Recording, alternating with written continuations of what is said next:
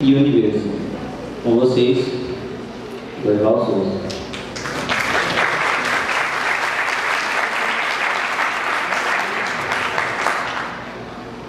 Primeiramente, gostaria de saudá-los da mesma maneira que Cícero, na sua última sessão no Senado romano, disse aquela manhã: "Fala, galera, beleza?"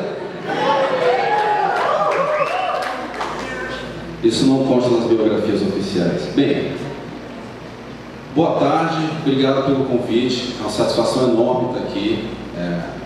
Estudei nesta universidade, fui no curso de elétrica, frequentei o bambu, amanheci muitas vezes lá. Posso até ouvir o som do bambu daqui, o Elinho está me chamando nesse instante.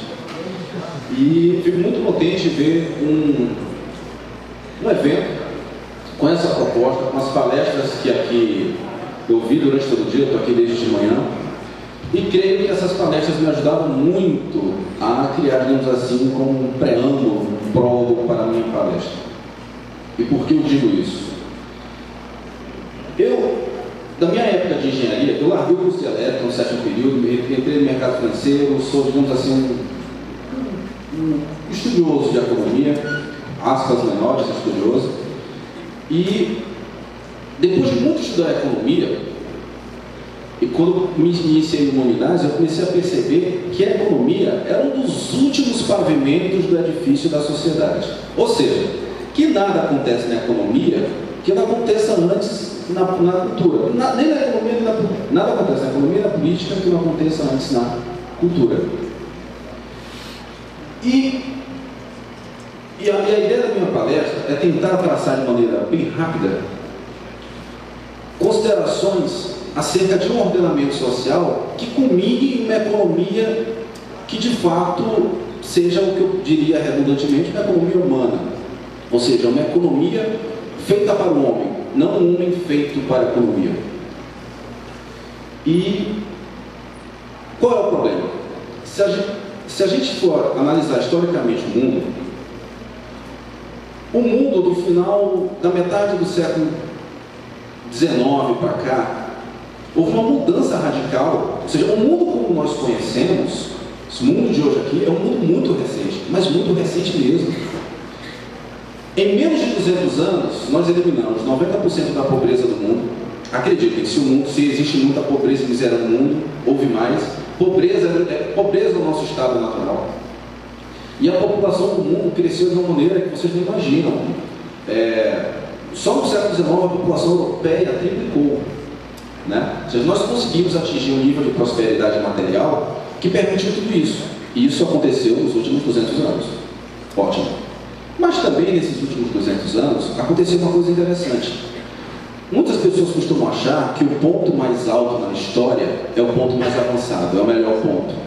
Ou seja, hoje é mais evoluído que ontem, amanhã será mais evoluído que hoje. E a história não é bem assim. A história todo tempo traz fantasmas que, se nós não tivermos o cuidado de exorcizar, eles voltam. E voltam piores. E a realidade, como o Loureiro bem falou, ela cobra o seu preço. Você tem direito às suas próprias opiniões, mas não tem direito aos seus próprios fatos. E o que aconteceu nesses últimos 200 anos?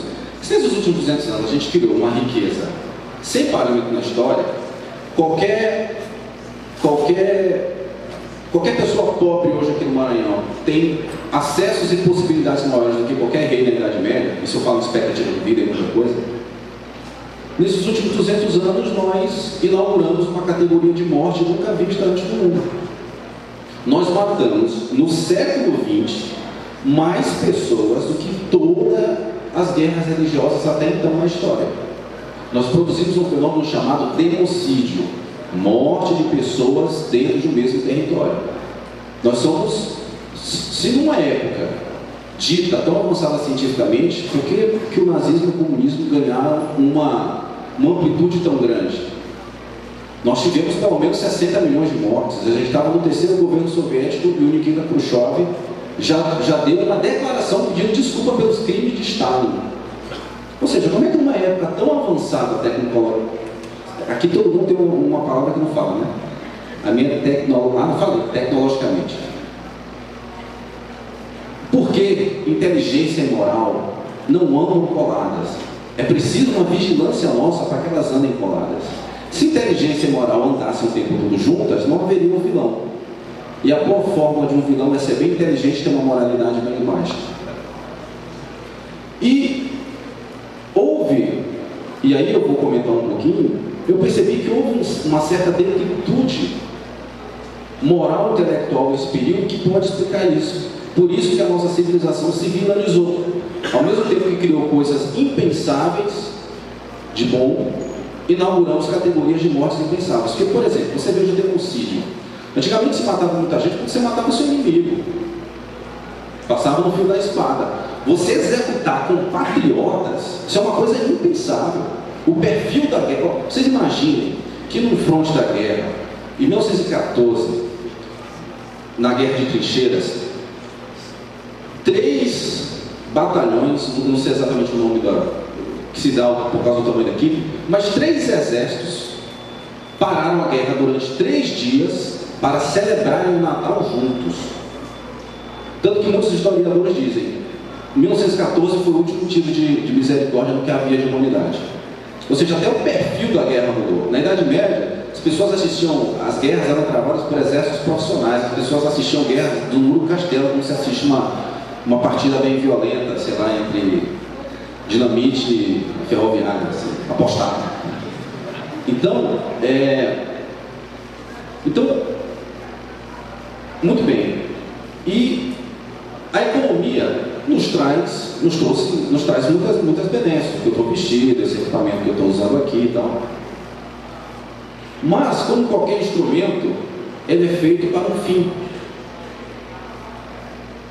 E se ele não é bem utilizado, é como uma arma. Uma arma é algo neutro, mas na mão de um bandido e na mão de um homem bom tem um destino diferente. Assim é a economia. A economia, do jeito como conhecemos, a que funcionou, é uma economia descentralizada. Qual é a grande receita? Quais são os grandes ingredientes para que você tenha uma economia próspera? A propriedade privada, uma liberdade para empreender e uma segurança, uma garantia. Por quê? A economia tem fundamentos que não são estritamente econômicos. Existem coisas que para funcionar a economia precisam dar certo antes. Por exemplo, nós não negociamos bens, nós negociamos direitos de propriedade.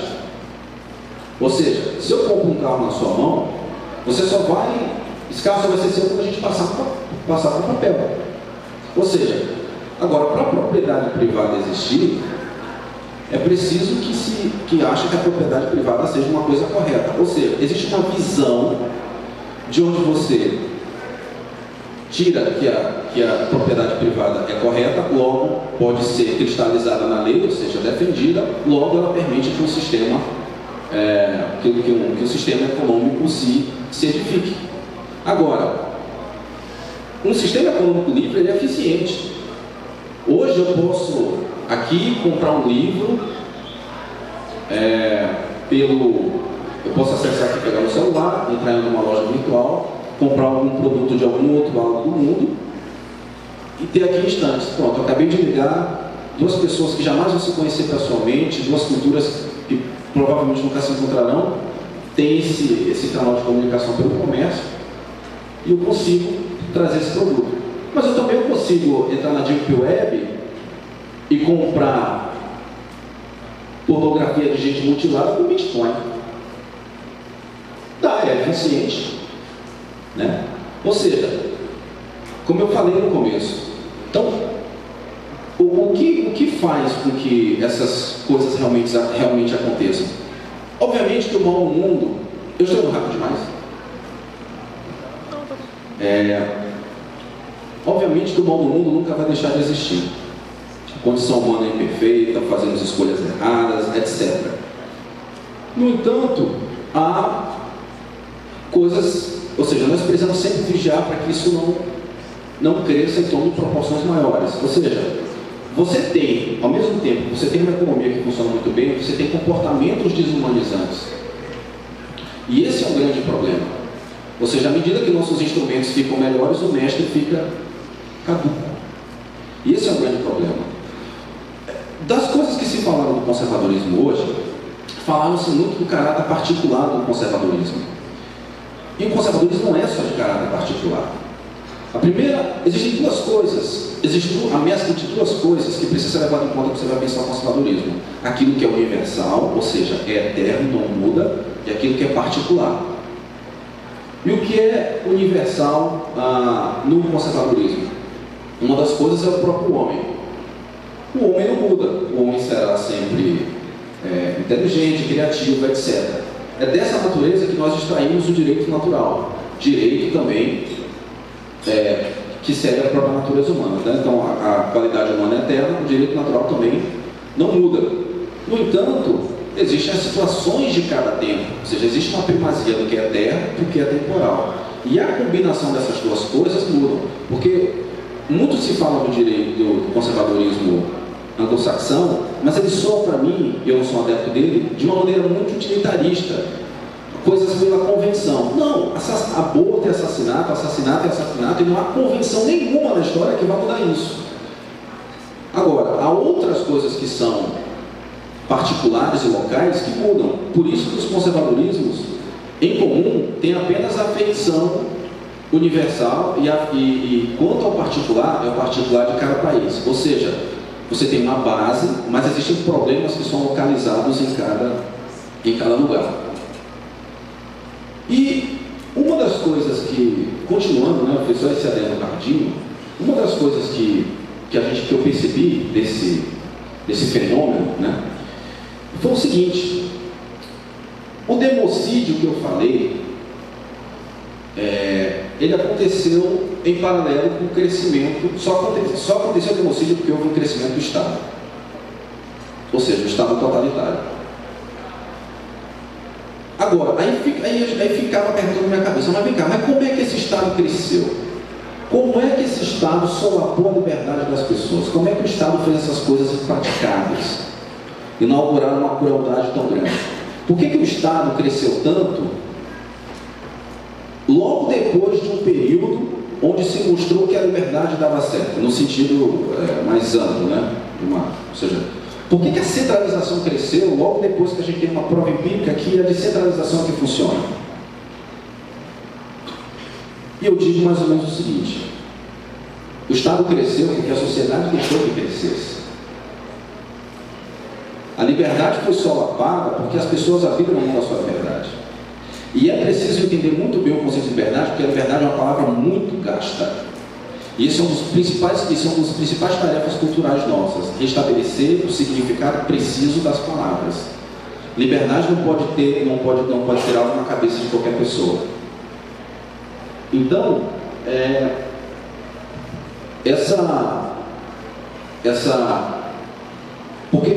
porque a liberdade é um produto de muitas coisas e ela está intrinsecamente associada à responsabilidade. Ou seja, alguém só vai tomar a liberdade de você fazer aquela coisa se você abrir a sua responsabilidade daquilo.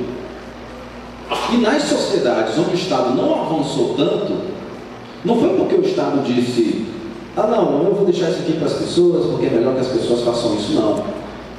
O Estado não avançou nas sociedades onde as pessoas afirmam todos os dias que essa é uma responsabilidade delas.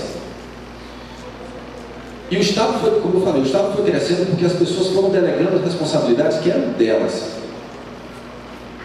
Eu vou entrar um pouco mais no final no porquê que eu acredito que as pessoas foram delegando as suas responsabilidades.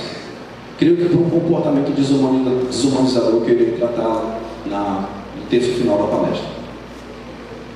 Então nós tivemos esse crescimento enorme do Estado. Ou seja, quase tudo aquilo que era feito de maneira comunitária e por isso também eficiente foi estatizado. E agora eu falo mais especificamente do Brasil. Os sindicatos, que eram corporações, são organizações excelentes, foram estatizadas, viraram monopólios. Ou seja, quase tudo que era da comunidade foi capturado. Até o terceiro setor, que começou a crescer nos anos 90, e muitos liberais celebraram naquela época: agora criaram-se as ONGs, a sociedade vai cuidar da própria sociedade, sem Estado, é corpo a corpo, é direto, é nível local. foram estatizadas, foram cooptadas. Eu não conheço uma ONG, quase nenhuma ONG que não sobrevive de recurso público. Vem cá, que terceiro setor é esse? É subsidiário do Estado também? E onde eu vi os tipos de sociedade mais comunitárias foram as sociedades cujas pessoas tinham um senso de dever muito grande e um ceticismo em relação ao Estado ou uma certa admiração do Estado. Vejamos, por exemplo, eu gosto de comparar, eu vou fazer de uma maneira muito sintética que eu vou falar aqui. Por exemplo, houve um certo otimismo com a inauguração da modernidade, onde todo mundo acreditava que a ciência podia dar conta de tudo, ou seja, o mundo conseguiria ser administrado cientificamente. E por isso as pessoas se lançaram a aventuras que pessoas 100 anos antes da modernidade nunca se lançariam. Ou seja, aquela prudência, porque um progresso, ele é tão bom quanto barato for. Ou seja, eu não posso fazer pesquisa científica a qualquer custo. Sair dissecando qualquer pessoa. Existem procedimentos de progresso. Quando você se livra das amarras da prudência, você tem um progresso a um custo muito alto. Aí você se questiona se realmente aquilo ali foi progresso. Ou seja, um elemento que foi retirado da concepção de homem, e é um elemento mais forte da nossa natureza, e o elemento mais admirável, que é o elemento transcendental.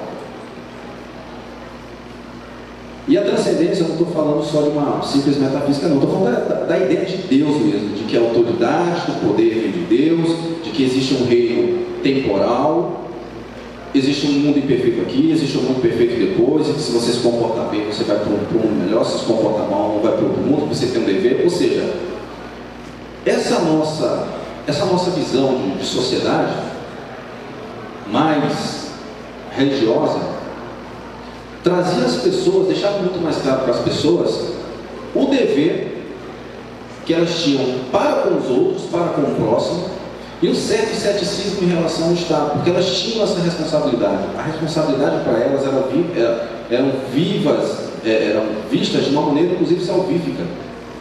As sociedades que mais brigam com o Estado são as sociedades que têm o maior senso comunitário. Agora, as sociedades que têm o maior senso comunitário são sociedades que têm, pelo menos, um flerte muito grande com a religião.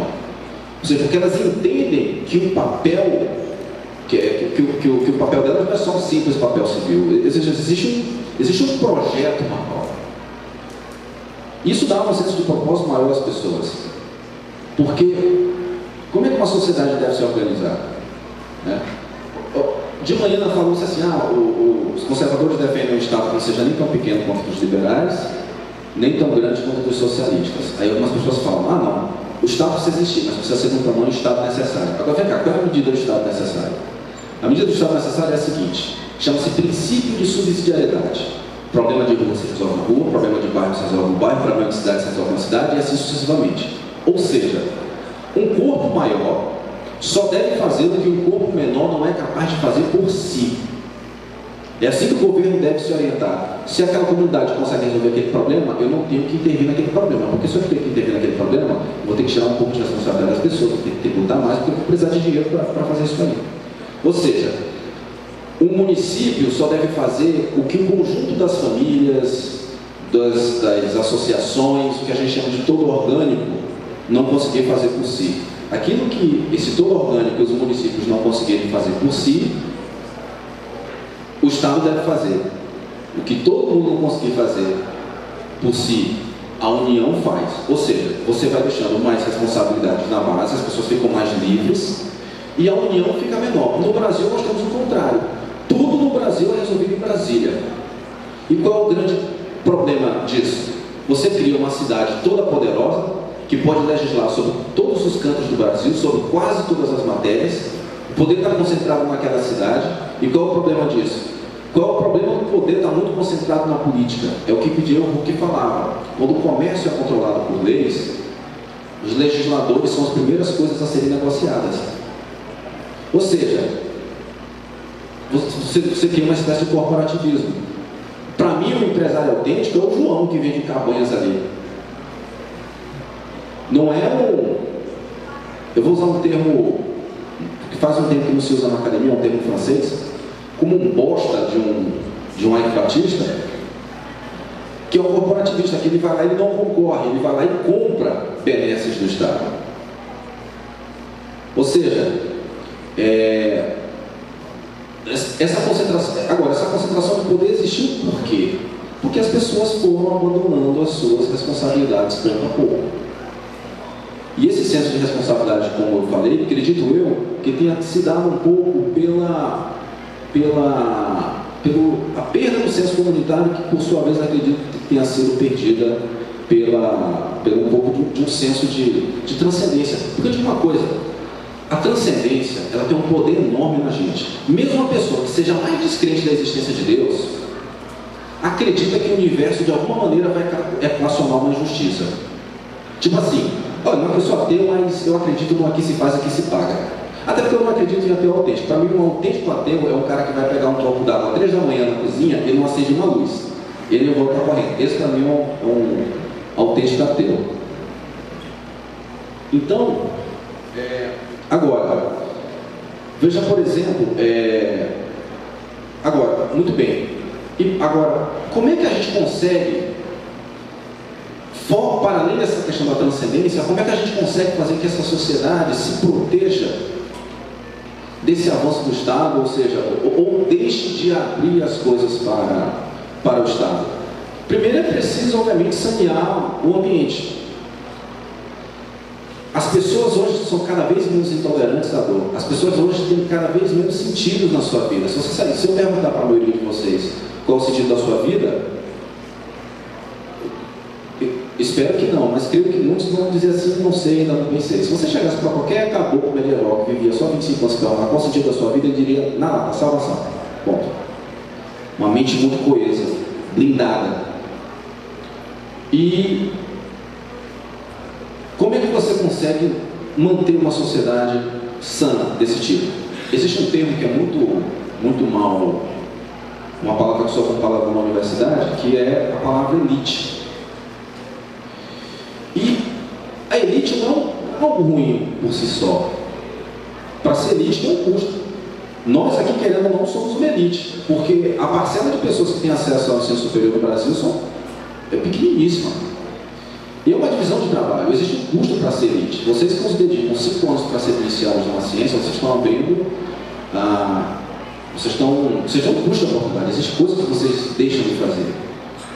E essa preparação de vocês lhes concede uma autoridade que ajuda a resolver as coisas, ou seja, a liderança de vocês que vão ajudar a resolver problemas, ou seja, a não estatizar os problemas que devem ser resolvidos na comunidade. E o que eu estou querendo dizer nesse nível? Preparar pessoas que amanhã não possam dar educação em escolas comunitárias, coisas desse tipo. Por exemplo, o professor Wellington falou de manhã que por exemplo, você sabe que se você tirar uma criança hoje de uma escola, você é acusado de abandono intelectual.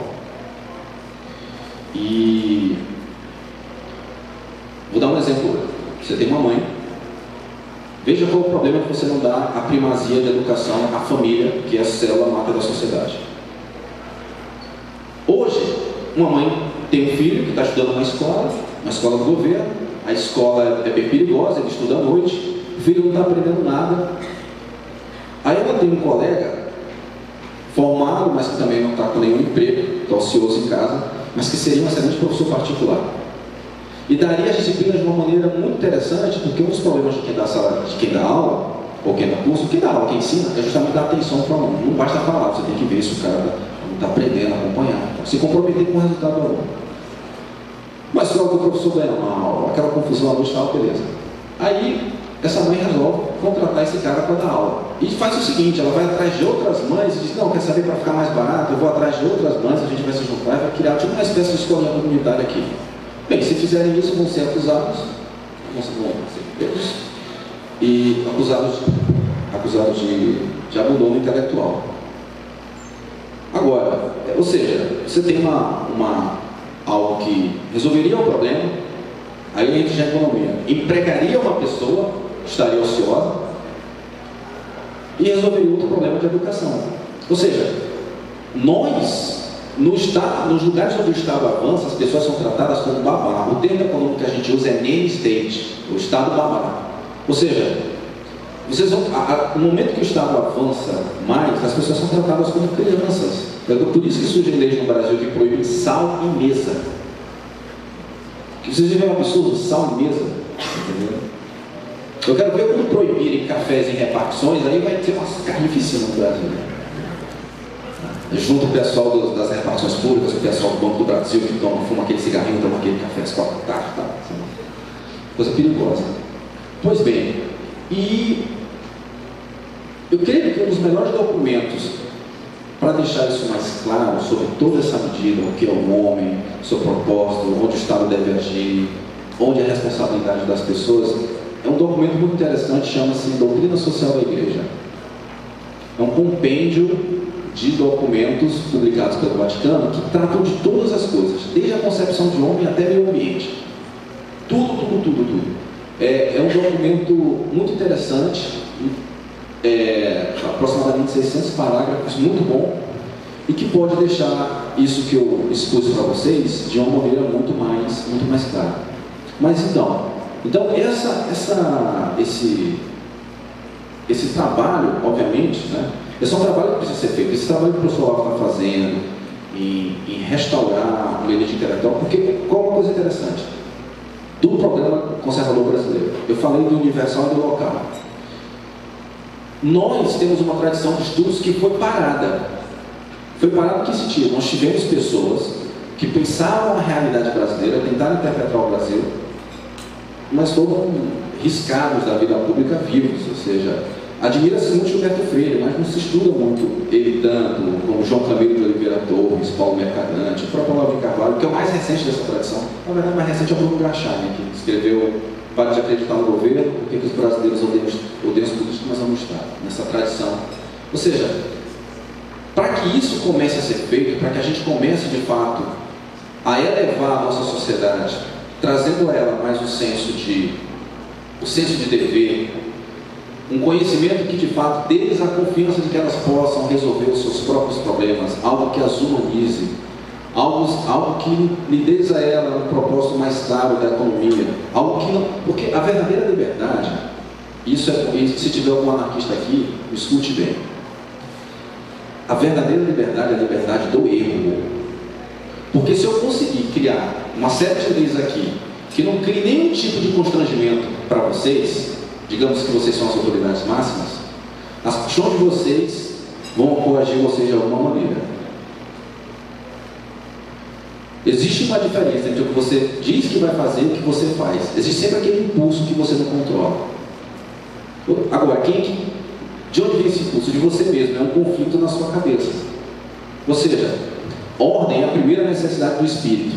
E toda a ordem social que a gente quer construir vai começar dos espíritos. Isso aqui é um reflexo nosso. Essas cadeiras você montaram sozinho, os anúncios, a comunicação que a gente veiculou, as ideias são apresentadas aqui, não surgiram do nada e a gente apareceu aqui. Isso não foi uma construção nossa. Então, aquilo que até o Martinho falou, é bom porque eu vou pegando referências das próprias palestras, né? Quando o Martinho falou dessa liberdade no interior, essa é a primeira e a melhor liberdade que a gente vai conquistar. Porque, aí agora eu falo para alguns conservadores, porque tem muitos conservadores que pensam em criar lei para tudo, mas esse é o problema da lei. Quando a lei demais, a lei não funciona. É como um cabo de elevador, que quando o cabo... Elevadores dos maiores, dos industriais, só podem ter no máximo 1 quilômetro de extensão. Elevadores que você usa tipo em minas de ouro, aquelas minas que ficam a 3 km de profundidade. Porque quando o cabo fica muito grande, o próprio peso do cabo faz com que o cabo se rompa. É a mesma coisa que acontece com a lei. Quando a lei demais, a lei não funciona. Existem certas coisas que só a gente pode tomar de conta. Ou seja, a sociedade precisa estar vigilante para que certas condutas não aconteçam. Ou seja, nem toda sanção é pela lei, existem sanções morais, sanções sociais. Então é preciso que a gente vigie sempre para que a gente consiga estabelecer essa ordem. E qual é Vem cá, não tem aquela plaquinha de minuto não aí. Eu tô com medo porque eu já matei uma manicure uma vez conversando. Fala, não fala? Todo o tempo? Tá tranquilo? Tem meia hora já. Hã? Agora está com meia hora. É, né? Ah, então já tô no finalzinho, tá? Eu sei porque hoje é sexta, né? Às 6 horas o decreto vai ser liberado. Quem é sério?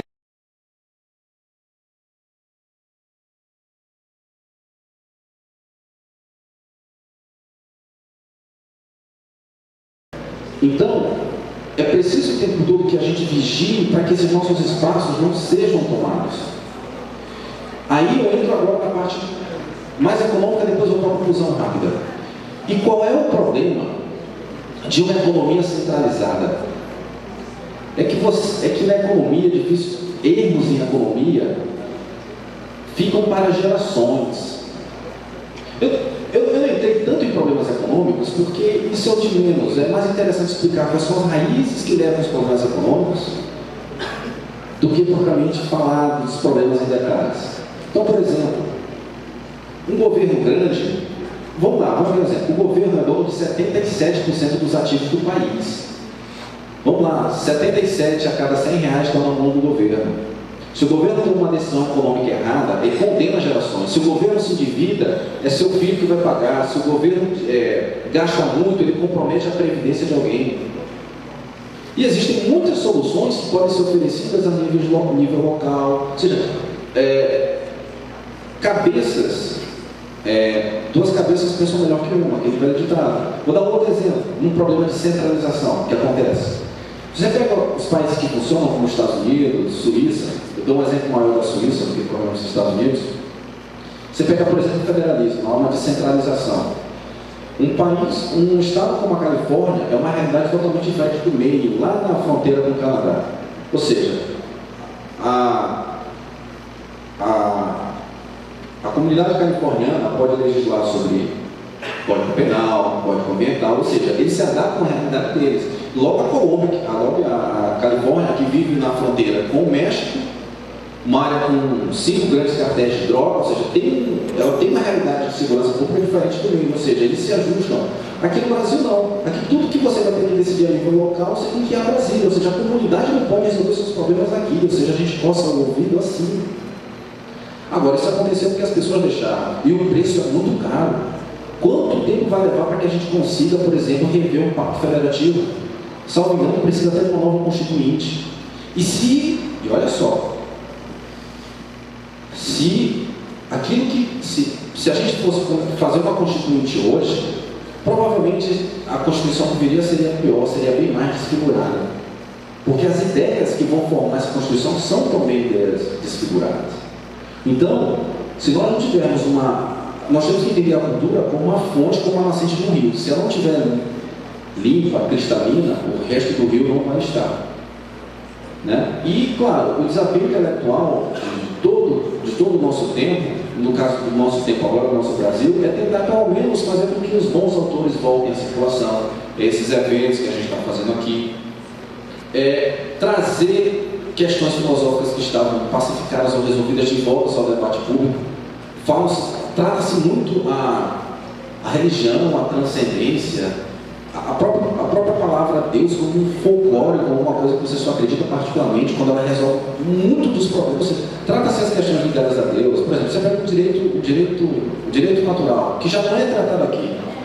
E o direito natural você não vê as pessoas citadas no São Tomás de Aquino, ou seja, uma lei São Tomás de Aquino explica muito mais que muitos autores do direito hoje de uma maneira muito mais clara.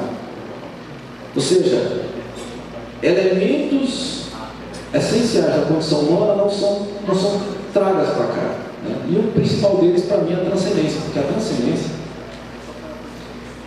ela pavimenta um caminho para a esperança. E uma sociedade sem esperança deposita as suas esperanças. Digamos assim, uma sociedade sem líderes vai depositar a confiança em qualquer pessoa. Você pega, por exemplo, o marxismo tem toda a estrutura de uma religião. Tem uma escatologia, tem profeta, tem tudo. Um amigo meu muito bem dizia, nós temos uma força, um impulso muito grande de acreditar. As pessoas sempre vão acreditar muito em alguma coisa. Então, vamos tentar trazer de volta as grandes referências para que a gente volte a acreditar nos grandes homens. É isso que vai sanear um pouco que vai sanear a nossa sociedade, vai permitir que a gente tenha de fato, uma economia que sirva mais as pessoas, uma economia que não seja conflitiva, ou seja, onde os sindicatos não sejam estatizados, como hoje são grandes monopólios, é uma guerra sindical também, para que as questões entre trabalhador e empresário sejam resolvidas de uma maneira melhor. Hoje existe uma visão, porque uma coisa é você dar garantia de regras para o trabalhador, outra coisa é você criar uma pletora de leis que, na verdade, nem empregam as pessoas direito. Criam todas as dificuldades da contratação que as pessoas sequer podem ser contratadas, ou seja, é um custo de contratação muito alto. A Justiça do Trabalho hoje, o juiz, ao invés de dar uma sentença no final, dá uma sentença no começo. Por isso que 9 entre 10 ações trabalhistas, a maioria ganha pelo empregado, mesmo às vezes ele estando flagrantemente errado em algumas coisas.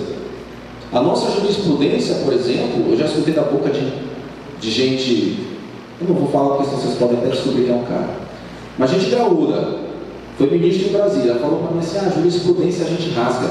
Gente, jurisprudência a gente rasga, ou seja, vai ter um juízo na cabeça de cada juiz. Cadê as regras da justiça? A gente vai estar sujeito sempre ao jogo discricionário.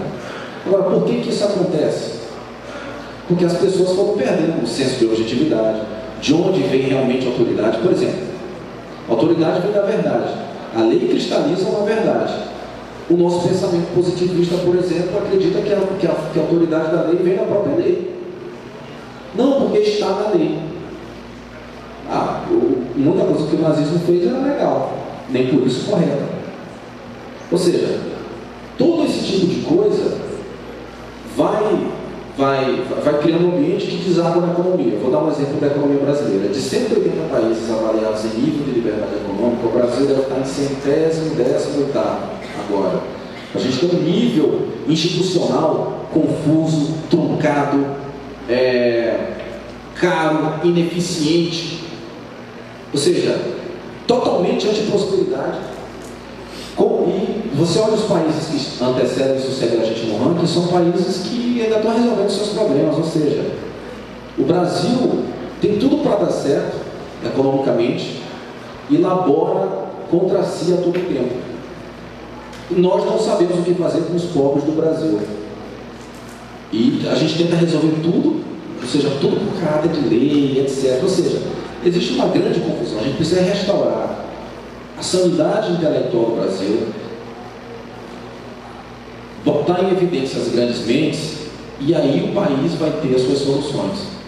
Existe uma receita, como eu falei no começo, para que uma economia dê certo: propriedade privada, livre iniciativa e um Estado de Direito, uma segurança jurídica. Só que, no entanto, os problemas do país não são só econômicos, são vários. Eles têm um eco que chega até na economia. No entanto, o país precisa estar preparado para os seus próprios desafios. E para um país estar preparado para os seus próprios desafios, precisa que esse estoque de inteligência, esse estoque de passado, esteja cristalizado nos seus melhores representantes. É aí sim que a gente vai construir uma ordem social, um corpo de fato vigoroso, musculoso, animado, ou seja, com uma alma, que vai poder colocar o Brasil no trilho e de fato trazer não só a prosperidade material que o país precisa, mas a prosperidade imaterial. Porque eu converso com meus amigos liberais, eu sou conservador, eu não troco 100, eu não troco para o Brasil ser amanhã um país mais livre economicamente para ter o aborto aprovado como é aprovado na Alemanha. Não troco nem um pingo de desenvolvimento do Brasil a mais para ter a desumanização em um país desenvolvido, porque tem aquela coisa do país de primeiro mundo, né? Ou seja, é aí sim que é poder construir uma economia que de fato sirva ao homem. A economia e vários outros instrumentos que de fato sirvam ao homem e não o desumanizem, né? Graças a Deus isso já foi percebido logo no começo, então agora eu vou para a parte final, que são as recomendações. Eu recomendo muito que leiam. Eu falei, Doutrina Social da Igreja, é um excelente livro. A Rebelião das Massas, de José Ortega Gasset, filósofo espanhol. Reflexões sobre a Revolução em França, de Edmund Burke. O livro é um calhamaço. E foi uma carta, que na verdade era uma carta de resposta que virou um livro. Esse é muito interessante. O próprio Jardim das Aflições, de Olavo de Carvalho, é um realmente é um livraço. Recomendo muito que leiam muito Nelson Rodrigues. Olha, uma coisa que eu vacilei na minha formação, eu estou tardiamente entrando, leiam muita literatura de ficção. Uma vez eu estudando Trivium, eu vi esse ditado, que a prosa são as palavras na melhor ordem e a poesia são as melhores palavras na melhor ordem.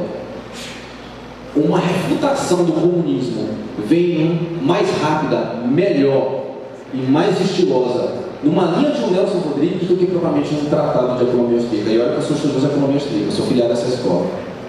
Ou seja, esses grandes literatos, eles conseguem captar a alma humana de uma maneira tão sutil que eles vão me dar uma velocidade de aprendizado sobre o que é o mundo, mais do que provavelmente a literatura técnica. A literatura técnica ela ajuda bastante, mas é na literatura de ficção, onde a realidade e a ficção dançam num baile, porque a gente acha, muitas das vezes, que as ilusões estão na ficção.